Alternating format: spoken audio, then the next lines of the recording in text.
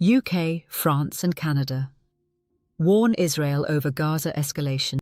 The United Kingdom, France and Canada say they are horrified by Israel's military escalation in Gaza, and they're now threatening concrete actions if it doesn't stop.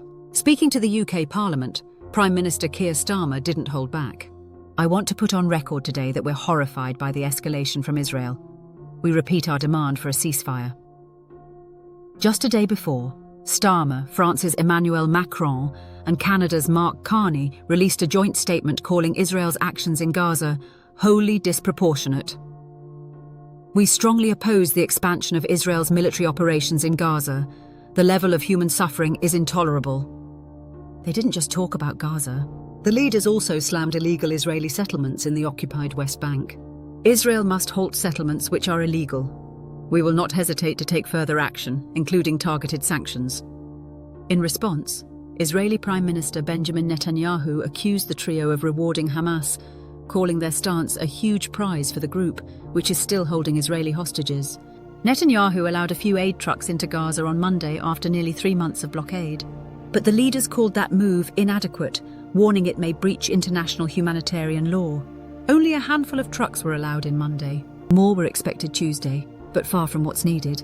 The leaders said they will not stand by as Israel pursues egregious actions, highlighting extreme rhetoric from Israeli officials, like Finance Minister Bezalel Smotrich on displacing Palestinians. Forced displacement, they said, would be illegal under international law. The number one thing these countries can do is impose an arms embargo on Israel. Partial measures aren't enough. Zumlot says a full embargo is needed and called for war crimes accountability at international courts. It's not just about Netanyahu. Sanctions need to be on the entire Israeli state apparatus. French Foreign Minister Jean-Noël Barrot added that Israel's partial lifting of the blockade was totally insufficient. Indiscriminate violence and blocking aid has turned Gaza into a death trap. International pressure may not move Netanyahu. He's vowed to keep going until he achieves what he calls absolute victory in a war of civilization against barbarism. The statement from the 3 countries came as 23 nations, including the UK, France and Canada, urged Israel to let aid flow freely into Gaza, warning the population faces starvation. Humanitarian aid should never be politicized.